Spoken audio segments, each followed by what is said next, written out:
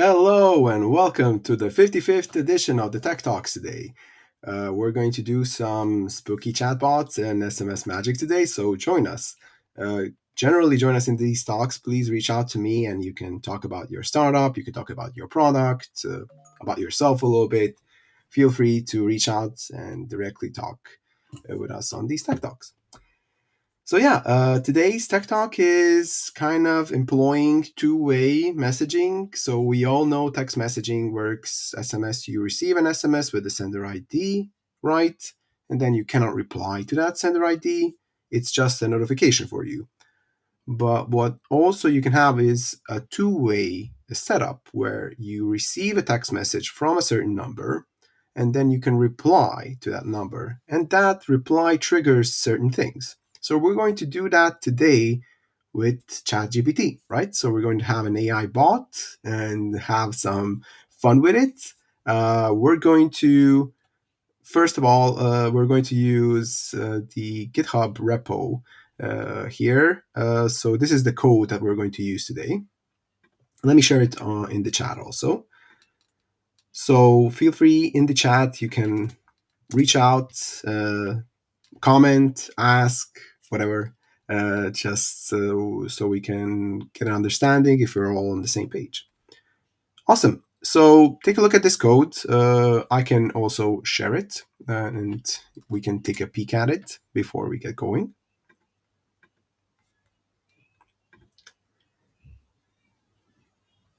All right. So this is the code. It has the requisites here, what's necessary to have. What do you need? You need an API username from 46elks. You need the code, the password. You need the from phone, and you will need the ChatGPT API also. So you need to register. So register here.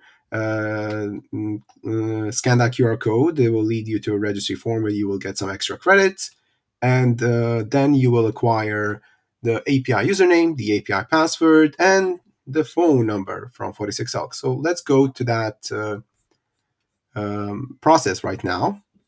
So when you log in and when you register, you'll get to the dashboard, and then you can allocate a number to yourself. So you can select from quite a few in Sweden, Finland here right away.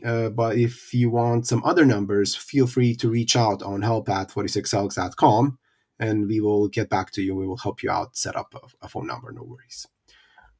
Every number is enabled, has a capacity of sending or receiving text messages or voice. Some have both. Some have SMS, MMS, and voice. So choose the ones you want to choose. SMS and voice are quite affordable, €1 a month. And feel free to reach out to learn more about the pricings for others. Awesome. So today's example is going to be this one.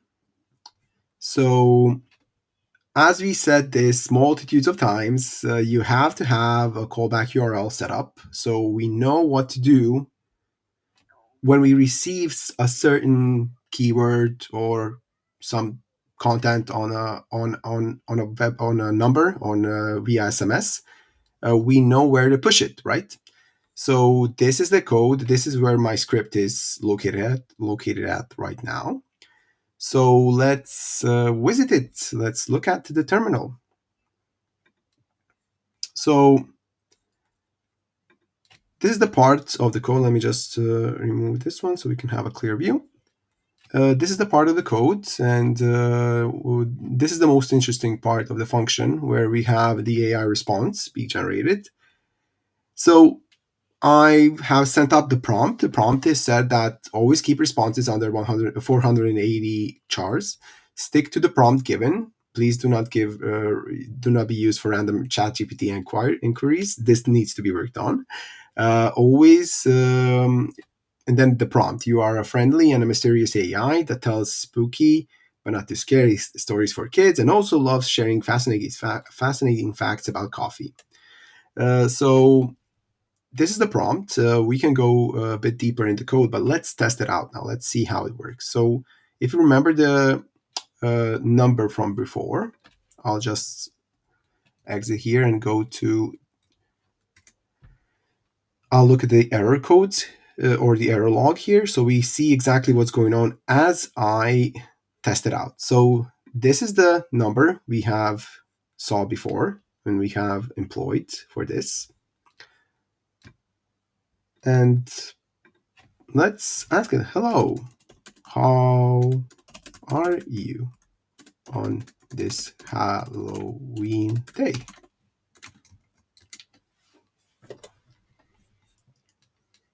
So we send out a text message. You can tell here that there are some prompts, right? We are already seeing some responses here. And we see the JSON response, right? But what's apparent for the end customer and the person sending the text message to this phone is, hello, on this bewitchingly beautiful holiday day, there's a crisp autumn breeze with whispering tales of friendly ghosts and mischievous goblins. So really nice intro. Since it's a chilly night, something warm and interesting about your favorite brew, coffee, because we told it to be kind of a mysterious storyteller and also a coffee expert. So let's ask it to make up a scary story involving coffee. A scary story about coffee. So let's see what we'll do in 480 charts. So we already see a glimpse here. So, scary story about coffee sent by me. Response is here. Oh, okay. We ran into some issues here. Happens. So let's see. This is a good way to look at the code then. When does this happen?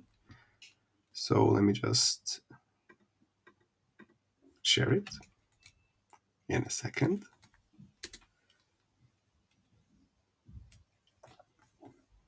All right, back to it. So this means that there was an error. And when we have an error, we have, sorry, we're experiencing technical difficulties. Please try again. It could be that multitudes of reasons. It could be that something went wrong with ChatGPT bots, or there could be funds missing, etc. Perhaps it wanted to do a prompt in more than 480 characters, and etc. But let's give it something more easy. Now, let's give it a go again. So let's try scary story.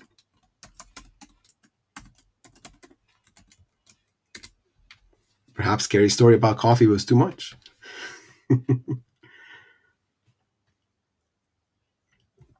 Yes, we can go to here and look at the error log. Oh, sorry, we're experiencing technical difficulties. All right, happens. So there was an exchange happening, and we did get a response from the ChatGPT bot, but there is some issues now. But something to troubleshoot and look at. But definitely having an outlook, having this type of communication between a ChatGPT bot and our DSMS is quite interesting. We can take a look at what happened exactly here and try it again later on. But yes, having ChatGPT kind of generate responses that are in line with the prompt of it is quite interesting. So yes, this is something to look at again. So okay, so feel free to take a peek at the examples at the GitHub here. The link is also in the chat. Let's try. It's always very stressful to troubleshoot things live, but let's give it a go. Let's try something else. Let's see what's going on. So I'll try to have a look at. So this is we have a useful on line 83.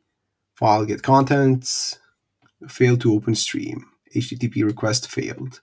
So I would say almost 100% possibility that this is something dealing with. We're dealing something in regards of the code itself, or sorry, the ChatGPT response.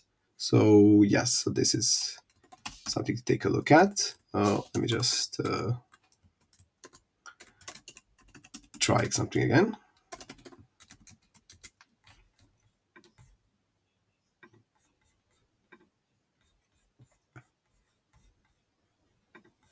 So this is the exact code. Take a look at it. Try to uh, look at yourself and see what you can make out of it. We got now for whatever reason now it works. I've asked it to do a coffee story, and it said, "Let me spin you a delicious tale. My coffee craving friend, once in the shadowy forest of Afrin." So there is a nice exchange here. Let's ask it about homebrew, or I don't know, cold brew. One of the ways of making coffee, right?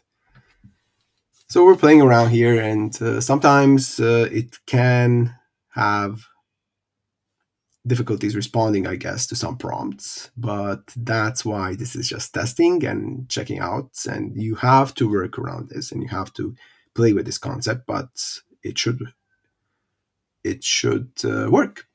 So yeah, we got a response here. Oh, cold brew. This magic elixir actually dates back to the 16th century, Kyoto, Japan. So nice. This is awesome. We can ask it different things, play around with it, express yourself, express. No, make a scary story or tell a scary story in emojis. Let's see if this will break it.